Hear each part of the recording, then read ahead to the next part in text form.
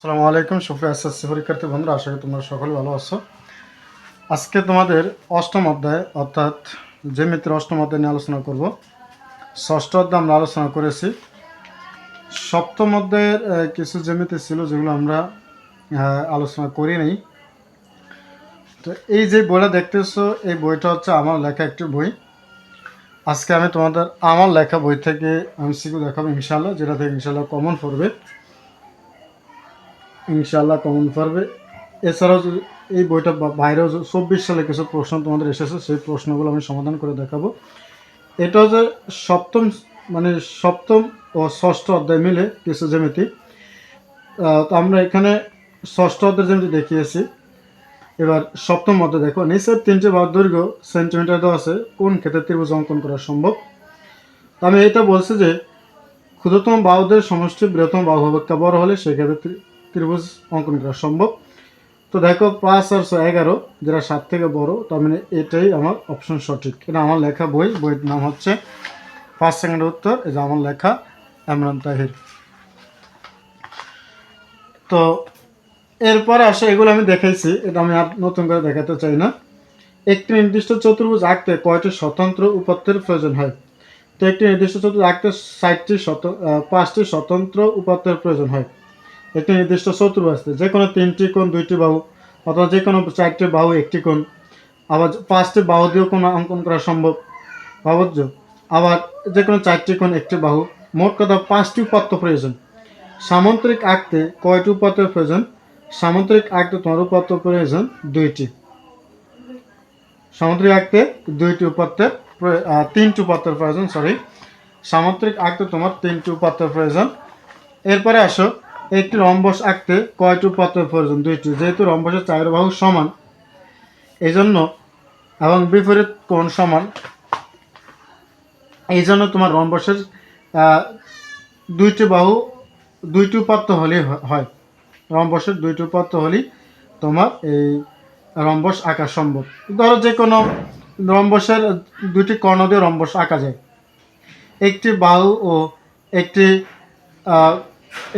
ও একটি কোণ দিয়ে কিন্তু রম্বস আঁকা সম্ভব। আবার একটি বাহু ও একটি কর্ণ দিয়ে রম্বস আঁকা সম্ভব, অর্থাৎ যে কোনো 2টি দিয়ে রম্বস আঁকা সম্ভব। একটি মাত্র পদ্ধতি এনেছে কোনটা আঁকা সম্ভব, বর্গ। একটি মাত্র পদ্ধতি বর্গ আঁকা সম্ভব। একটি তৃতীয় 2টি বাহুর দৈর্ঘ্য যত 8-9 সেন্টিমিটার, তৃতীয় বাহুর দৈর্ঘ্য কত। 4 ও 9 সেন্টিমিটার হলে তৃতীয় বাহুর দৈর্ঘ্য কত। তাহলে এখানে আমরা দেখব, এখানে কোন বাহুটা যোগ করলে 9 থেকে বড় হয়। দেখো 4 এর যোগ করলে 8, 4 এর 5 যোগ করলে 9 হয় না, 4 এর 6 10, তার মানে এটা গ অ্যান্সার। 75 ডিগ্রি কোণের বিপরীত কোণ কত। 75 ডিগ্রি কোণের বিপরীত কোণ 75 ডিগ্রি। টপিকের 2 নং আমার টপিক দেওয়া আছে এগুলো।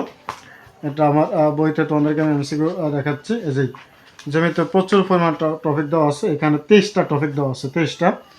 সন্নিহিত কোণ পরস্পর সমান, একান্ত কোণ সমান, বিপরীত কোণ সমান, অনুরূপ কোণ সমান, 4 কোণ সমান, 4 সমকোণ, প্রবৃদ্ধ কোণ 2 সমকোণ বড়, 4 সমকোণ ছোট, পুরো কোণের পরিমাণ 1 সমকোণ, একটি সরলরেখা, একটি বিন্দু আবার একটি সরলরেখা মিলিত হলে যে 2টি সন্নিহিত কোণ পায় না তাদের সমষ্টি 2 সমকোণ। অন্তঃস্থ কোণ পরস্পর সমান, 2টি সরলরেখা মিলিত হতে পারে না, বাহুবদ্ধ কোণের ত্রিভুজ মোট সরলরেখা। এইভাবে 22-23টি টেকনিক দেওয়া আছে। এই হচ্ছে তোমাদের সপ্তম অধ্যায়ের জ্যামিতি। এবার আসছে অষ্টম অধ্যায়। অষ্টম অধ্যায়ে 19টি গুরুত্বপূর্ণ টপিক দেওয়া আছে, যেগুলো জানা খুবই গুরুত্বপূর্ণ।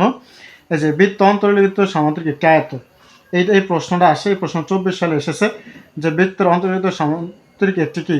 বৃত্ত অন্তর্লিখিত সামান্তরিক একটি আয়ত, অথবা বৃত্ত অন্তর্লিখিত আয়ত একটি কি সামান্তরিক। বৃত্ত অন্তর্লিখিত আয়ত একটি সামান্তরিক। বৃত্তে কোনো বিন্দুতে একটি মাত্র স্পর্শ অঙ্কন করা যায়। এটি খুবই গুরুত্বপূর্ণ টপিক, কারণ এটা এমসিকিউতে আসে।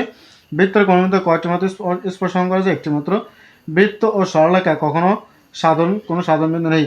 2টি বৃত্ত বহিঃস্পর্শ করলে, দেখো 2টি বৃত্ত পরস্পর বহিঃস্পর্শ করলে কেন্দ্রের দূরত্ব বৃত্তদের ব্যাসার্ধের সমষ্টির সমান। এই 2টা সূত্র, এটি খুবই গুরুত্বপূর্ণ 2টি সূত্র, কারণ এই 2টি সূত্র দিয়ে তোমাদের অঙ্ক আসে। সাফায়েত আব্দুল নূর সাফায়েত নামে একটি ছেলে যেই পোস্ট করেছিল এর আগে, আমি ওটা অ্যান্সার করেছিলাম অবশ্যই বিস্তারিত করে দেওয়ার জন্য। তো সেটা টপিক আজকে চলে এসেছে। 2টি বৃত্ত পরস্পর বহিঃস্পর্শ করলে কেন্দ্রদের দূরত্ব বৃত্তদের ব্যাসার্ধের সমান। যদি বাইরে থেকে স্পর্শ করলে তাহলে এদের কেন্দ্রদের দূরত্ব বৃত্তের যে ব্যাসার্ধ আসে ব্যাসার্ধ দোলনার সমষ্টির সমান হবে। আর যদি অন্তর স্পর্শ করে তাহলে এটা বিপরীত, বই স্পর্শ করলে হবে যোগ আর অন্ত স্পর্শ করলে হবে বিয়োগ। কথা বুঝছো? বই স্পর্শ করলে যোগ, অন্ত স্পর্শ করলে বিয়োগ। এই হচ্ছে আমার বইয়ের টপিকগুলো। এখানে আরেকটি টপিক দেখো খুবই গুরুত্বপূর্ণ, 8 ও 9। কোনো বৃত্তের অধিচাপে অন্তর্লিখিত কোণ সূক্ষ্মকোণ আর উপচাপে অন্তর্লিখিত কোণ স্থূলকোণ। অধিচাপে ভিতরে যে কোণটা হবে সেটা হবে সূক্ষ্মকোণ, উপচাপে অন্তর্লিখিত কোণ হবে স্থূলকোণ। এখানে যে কয়টা তোমার কি আছে 19টা থেকে কমপক্ষে 2টি এমসিকিউ থাকবে। সূক্ষ্মকোণী ত্রিভুজের কেন্দ্রে, সূক্ষ্মকোণী ত্রিভুজের ক্ষেত্রে পরিকেন্দ্র থাকে ত্রিভুজের অভ্যন্তরে, আর স্থূলকোণী ত্রিভুজের ক্ষেত্রে পরিকেন্দ্র থাকে ত্রিভুজের বহির্ভাগে, সমকোণী ত্রিভুজের ক্ষেত্রে পরিকেন্দ্র থাকে ত্রিভুজের অতিভুজের উপর। তাহলে সূক্ষ্মকোণীর ক্ষেত্রে সূক্ষ্মকোণী ত্রিভুজের ক্ষেত্রে পরিকেন্দ্রটা থাকে ত্রিভুজের ভিতরে, আর স্থূলকোণী ত্রিভুজের ক্ষেত্রে পরিকেন্দ্র থাকে ত্রিভুজের বাহিরে, সমকোণী ত্রিভুজের ক্ষেত্রে পরিকেন্দ্র থাকে ত্রিভুজের অতিভুজের উপর। এটি খুবই গুরুত্বপূর্ণ টপিকগুলো, যা তোমরা জানা অত্যন্ত প্রয়োজন। 6 মিনিট হয়ে গেছে। দেখো কোন বৃত্তের অধিচাপে অন্তর্লিখিত কোণ কিরূপ, একটু আগে এটা আমরা দেখিয়েছি 8 ও 9 টপিকের মধ্যে সূক্ষ্মকোণ। কোন বৃত্তের অধিচাপে অন্তর্লিখিত কোণ হচ্ছে কি স্থূলকোণ। নিচের তত্ত্বের আগে 3 ও 4 নং প্রশ্নের উত্তর। নিচে একটি তত্ত্ব দেওয়া আছে, এটা সমকোণী ত্রিভুজ, এটা আঁকতে একটু সমস্যা হয়েছে। এখন যা এ বি এর মান কত, যেখানে চিত্র ও কেন্দ্র ও এর 60 সেন্টিমিটার, ও এ হচ্ছে এটা হচ্ছে 60 সেন্টিমিটার, ওসি হচ্ছে এই ওসি হচ্ছে 3 সেন্টিমিটার। তাহলে তোমার এই এ বির মান কত? তো এ বির মান বের করতে হলে এটা দেওয়া আছে 4, 3, এটা দেওয়া আছে 4। তাহলে আমার প্রথম এইটুক মান জানতে হবে। এইটুক জানলে আমি পুরো এ বির মানটা বের করতে পারবো। যেহেতু এটা সমকোণী ত্রিভুজ, এটা লম্ব, এটা অতিভুজ, তাহলে এটা আমার ভূমির মান বের করবো। অতিভুজ সমান কি √ অতিভুজ স্কয়ার মাইনাস ভূমি স্কয়ার। তোমরা পড়েছ যে অতিভুজ স্কয়ার আর ভূমি স্কয়ার সমান অতিভুজ স্কয়ার মাইনাস ভূমি স্কয়ার। তো আমাদের স্কয়ারটা এখানে রুট আগে নিয়ে এসেছি যে ভূমি স্কয়ার সমান কি, ভূমি সমান √ অতিভুজ স্কয়ার মাইনাস ভূমি স্কয়ার, লম্ব স্কয়ার। তাহলে মান দেওয়া আছে 4 আর 3, অতিভুজের মান ও লম্বের মান আমরা ক্যালকুলেশন করে সেখানে √7 পেলাম এস এর মান। তো এ বির মান যেহেতু চেয়েছে, তো এখানে √7, এখানে √7, তাহলে দুইটি √7, সুতরাং গ নম্বর অ্যান্সার। আসলে বুঝতে পেরেছি। কোণ এ ও সি সমান 55.5 ডিগ্রি হলে কোণ ও বি সির মান কত? দেখো এটা কিন্তু আমার বইতে বিস্তারিত করে দেওয়া আছে। কোণ এ ও সি এইটুকের মান যদি 55.5 ডিগ্রি হয়, তাহলে কোণ ও বি সির মান কত? এইটুকের মান কত? এইটুক যে 55.5 ডিগ্রি, এইটুকের মান কত? এটা কিন্তু আমি বিস্তারিত তোমাদের করে দেখাইছি যে ত্রিভুজ এ ও সি এর মধ্যে, ত্রিভুজ এ ও সি ও ত্রিভুজ বি ও সি এর মধ্যে আমরা আগে এটাকে কি করছি, সর্বসম করে নিয়ে এসেছি। সর্বসম করে আমরা দেখাইছি যে কোণ ও এস এবং কোণ ও বি সি সমান, অর্থাৎ এইটার মান যদি আমি বের করতে পারি তাহলে এটার মান বের করতে পারবো। তো এইটা তোমাদের আছে 55.5 ডিগ্রি, আর এটা হলো তোমার কত, 90 ডিগ্রি। তাহলে 55.5 ডিগ্রি, এই 90 ডিগ্রি থেকে যদি আমরা 55.5 ডিগ্রি বাদ দিই, তাহলে আমরা এই কোণটা পেয়ে যাব, কারণ এটা আমার সমকোণ। আর এই দুইটা মিলে কিন্তু 90 ডিগ্রি হবে। খেয়াল করে, এই দুইটা মিলে কিন্তু আর কি হবে, 90 ডিগ্রি হবে। অর্থাৎ 55.5 ডিগ্রি, 90 ডিগ্রি থেকে 55.5 ডিগ্রি বাদ দিলে আমার থেকে 34.5 ডিগ্রি, অর্থাৎ এই মানটা হচ্ছে আমার 34.5 ডিগ্রি অ্যান্সার। আসলে বুঝতে পেরেছ? এইটা এত বিস্তারিত না দেখে আমি অন্যভাবে দেখাতে পারতাম, তো যেহেতু একটা বই লিখেছি তাই একটু বিস্তারিত দেখালাম। আরো সংক্ষেপে আমি দেখাতে পারতাম। এই যে শর্টকাট আমি দিয়ে দিয়েছি। শর্টকাট আমি যেটা আমি বলতে চেয়েছিলাম সেটা আমি শর্টকাট আকারে দিয়ে দিয়েছি যে 90 ডিগ্রি মাইনাস করে আসছে সমান 34 ডিগ্রি। যেহেতু এই আমরা এগুলো লিখে দিয়েছি, এটা আমার লেখা বই, এটা আব্দুল নূর শাহবায়াতের কাছে থাকার কথা। সে যদি এই বইটা পড়ে আশা করি অনেক প্রশ্ন সহজে বুঝে আসবে। আর 24 সালে যে প্রশ্নগুলো এসেছে সেই প্রশ্নগুলো থেকে আমরা কিছু প্রশ্ন এমসিকিউ করব। তো দেখো, দুইটি বৃত্তে সর্বোচ্চ কয়টি সাধারণ স্পর্শক আঁকা যায়?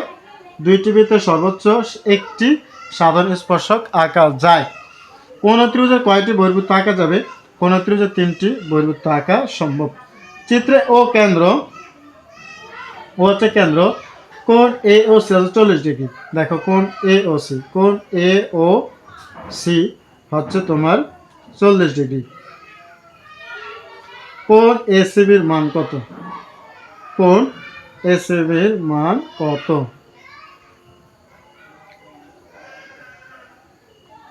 কোণ এসিবির মান কত?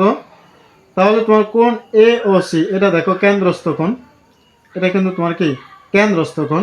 আর কোণ এসিবির মান শেষে কোণ এসিবির মান এই তোমার এটা শেষে বৃত্তস্থ কোণ। তো কেন্দ্রস্থ কোণের মান দিয়ে বৃত্তস্থ কোণের মান শেষে, তোমরা জানো যে কেন্দ্রস্থ কোণটা বৃত্তস্থ কোণের কি দ্বিগুণ। তার মানে বৃত্তস্থ কোণ কেন্দ্রস্থ কোণের অর্ধেক। তাই 40 ডিগ্রিকে 2 ভাগ করলে আমরা পাচ্ছি 20 ডিগ্রি, যেটা আমি দেখিয়ে দিয়েছি এবং ব্রাকে লিখেও দিয়েছি বৃত্তস্থ কোণ কেন্দ্রস্থ কোণের অর্ধেক। এবং এই বিষয়গুলো এইখানে লেখাও আছে, কিন্তু এই বিষয়গুলো এখানে এসেছে। বৃত্তস্থ কোণ কেন্দ্রস্থ কোণের অর্ধেক, কেন্দ্রস্থ কোণ বৃত্তস্থ কোণের দ্বিগুণ। সে যদি একই চাপের দণ্ডমান হয়, অর্থাৎ একই চাপের দণ্ডমান কেন্দ্রস্থ কোণ বৃত্তস্থ কোণের দ্বিগুণ এবং বৃত্তস্থ কোণ কেন্দ্রস্থ কোণের অর্ধেক। বৃত্তস্থ সামান্তরিক একটি কি আয়ত, যেটা আমার এখানে উল্লেখ করা আছে যে বৃত্তস্থ সামান্তরিক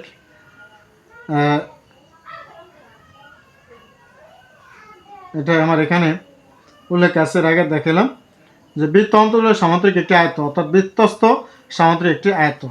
12 নম্বরের টেকনিক এটা আছে, ক নম্বর অপশন। এবার দেখো চিত্রে কোণ এবিসির মান কত? কোণ এবিসির মান বের করার জন্য আমাদের টেকনিক একে আমরা 82 ডিগ্রি দিয়েছি, কারণ 11 নং টেকনিকে আমাদের দেওয়া আছে। এটা এই যে 11 নং টেকনিকে যে বৃত্ত অন্তর্লিখিত চতুর্ভুজ যে কোনো একটি বাহুকে বর্ধিত করলে যে বহিস্থ উৎপন্ন তা বিপরীত অন্তস্থ কোণের সমান। তাহলে খেয়াল করো, এই যে একটা বাহুকে বর্ধিত করে যে বহিস্থ কোণ উৎপন্ন হয়, এই বর্ধিত কোণটা তার বিপরীত অন্তস্থ, তাহলে এই কোণের বিপরীত হচ্ছে এটা, এই অন্তস্থ কোণের সমান। তাহলে এটা যদি 82 ডিগ্রি হয়, তাহলে এটাও 82 ডিগ্রি। কত দিতে পেরেছি? খুবই ইজি কথা। দুইটি বৃত্ত পরস্পর বহিঃস্পর্শ করছে। তো আমরা এখানে বলছি যে বাইরে থেকে যদি স্পর্শ করে, তাহলে কেন্দ্রদ্বয়ের দূরত্ব বৃত্তদ্বয়ের ব্যাসার্ধের কি হবে? সমান। আর যদি অন্তঃস্পর্শ করে, তাহলে ব্যাসার্ধ দ্বয়ের কি হবে?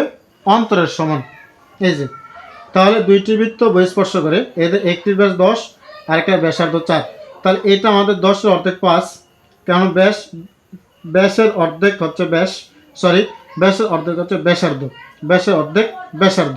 তাহলে এখানে 5 হবে আর এখানে 4। আর এরা যেহেতু বহিঃস্পর্শ করেছে, আর বহিঃস্পর্শ করলে ব্যাসার্ধ দুইটা যোগ করতে হবে, তাই 9 সেন্টিমিটার। এই টেকনিক দিয়েছি বৃত্তদ্বয়ের কেন্দ্রের মধ্যবর্তী দূরত্ব সমান ব্যাসার্ধ দ্বয়ের সমষ্টি। এই যে ব্যাসার্ধ দ্বয়ের সমষ্টি 5 যোগ 4 9।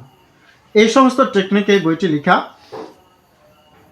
তো বন্ধুরা, তোমাদের যেহেতু পরীক্ষার অল্প সময়, আর এমসিকিউ অনেক এক ক্লাসে শেষ করা সম্ভব না আমার জন্য, পরবর্তী ভিডিওতে আমরা ইনশাআল্লাহ বাকি এমসিকিউগুলো সমাপ্ত করব। বৃত্ত অনেক বড়, 8.5 অর্থাৎ 5টা অনুশীলনী। যাই হোক, আজকে পর্যন্তই, ধন্যবাদ।